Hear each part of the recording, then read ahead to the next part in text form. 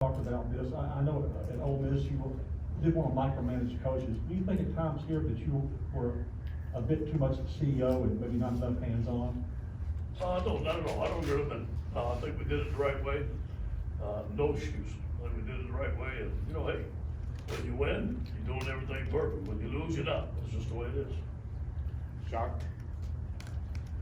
Coach, someone who watched the game yesterday said it seemed like a weight was lifted off of you coaching that game yesterday. Do you think this will be, you'll have some fun with it maybe? Is there any weight lifted off you now that this is kind of cleared up? Or? Yeah, the weight was lifted off of me because I felt like we were going to win. I mean, that was destiny. I didn't know everything's going to be finalized, but now, that doesn't matter. That's not the way I'm going to coach. That's not the way I'm going to be. I'm going to be the same guy I was today and be the same guy tomorrow with this football team until my last day here at LSU. Ed, where do you think it went wrong? Do you feel like it was a lack of focus? Was it just the perfect storm to get to the top and things kind of conspired against you to get to where we are now?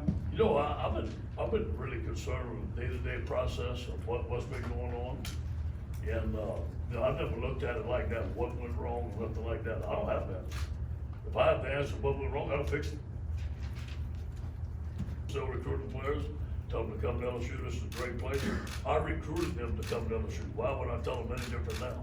So I'll tell them to come to LSU, this is a great place, they can hire a great coach, you can have great success here at LSU. My message to the recruits will not change. I met with two today.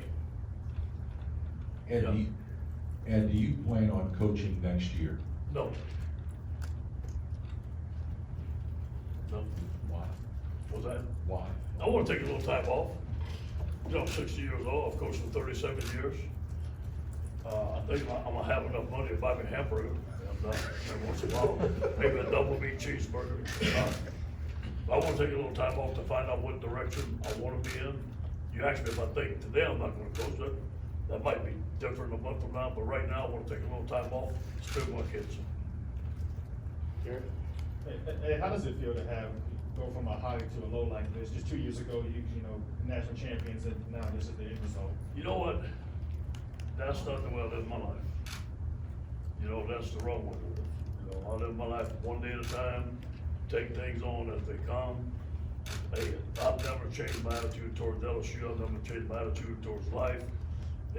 All those external things don't affect the way I live. I won't let them. Coach, you said after the Kentucky game, things weren't going down the right road, but I mean, it looked like they were going down the right road yesterday. So, I mean.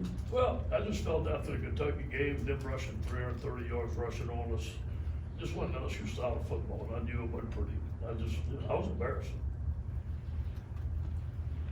Oh, it's right here, I'm sorry, up here, Coach Garland. Your love for LSU, is that the reason why you're finishing out this season? Most times when coaches are told they're not coming back next year, they just want to call it a day and move on there. What is the motive to stay here the entire season when you know you're no longer going to be here? Well, I've been telling the kids we're going to finish. We're not going to blink. I'm going to be right there with them. That's the reason. Scott and I mutually agreed.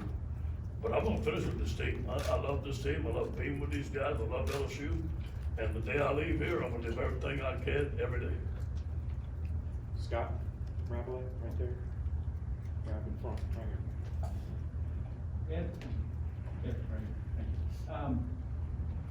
All the players that you're without now, this season that has gone on through this year with all the injuries, and you have a player who's academically ineligible. Did you ever want to say, hey, look, if it weren't for these things, I'd be winning? Did you ever want to, look for an excuse? No. We'll be far without them. We did the same thing last year, so, hey, I wouldn't change a thing, not a thing. This week you told us that the Gator Chomp was one of your favorite memories. I'm sure you got a lot of favorite memories of your time here at LSU, but you got any that come to mind other than that? Definitely a championship year. There's a lot of great memories during that championship year. A lot of great, I can't single out one, there's a lot of great memories.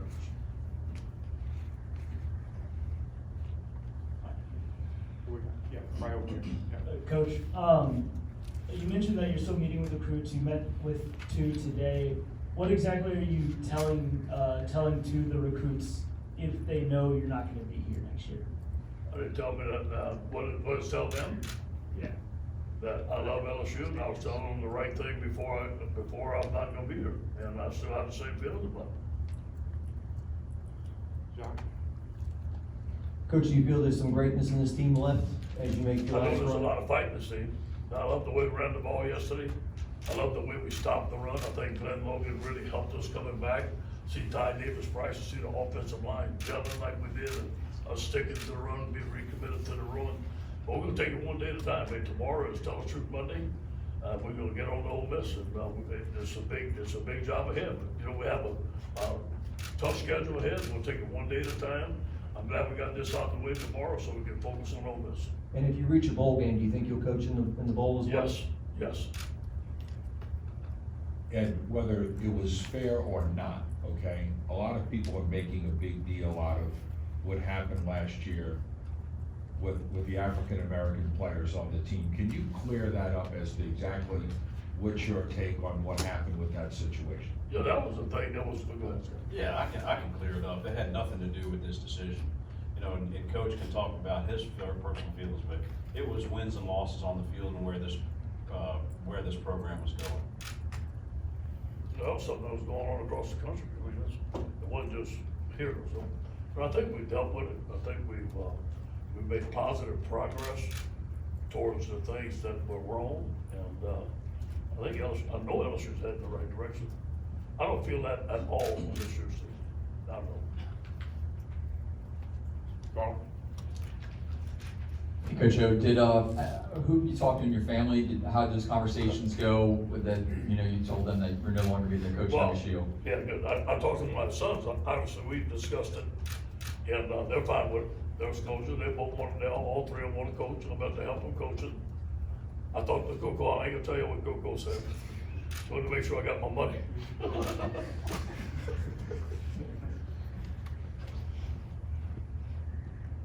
We've seen this with Coach Maneri this year. He said he was gonna stay in Baton Rouge. Have you thought about that, or is that too far down the road?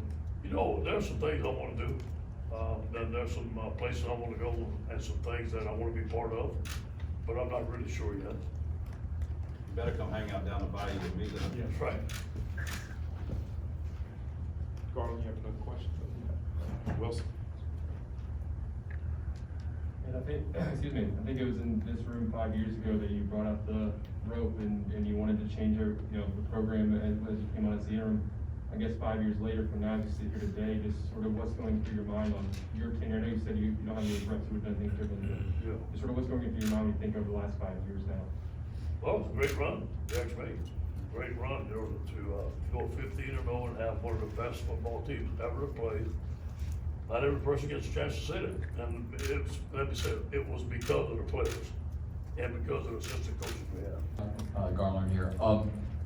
Getting this out of the way now, does this give you a leg up? How does this give you a leg up in getting your coaching search? You said it started today. Have you already started reaching out? How has the process begun for you? You know, Garland, there'll be a time and a place for that. And today's about Coach O and this team, and we'll talk about that later. We have plenty of time to do that. Thanks, Coach, if you could give one piece of advice to the next coach that you learned over the last couple of years, what would it be? Not my job. Not my job to do that. It's gonna be difficult and different for me because, you know, every day I'd see Parker and I'd see Tyler, and when Cody came to town, I saw him, and I'd see O every day. You know, I tried to make this program as good as I could, and I was part of this with O. You know, here I am, I'm LSU, and that's who I am, and O was part of that.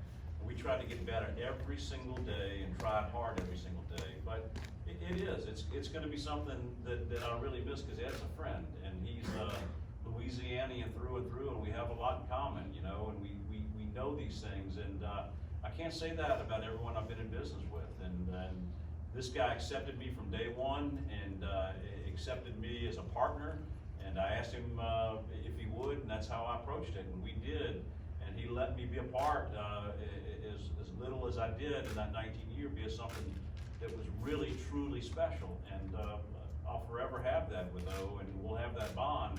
And the hard times, because he didn't make excuses, and as he says, it's not a cliche. You guys think it's coach speak.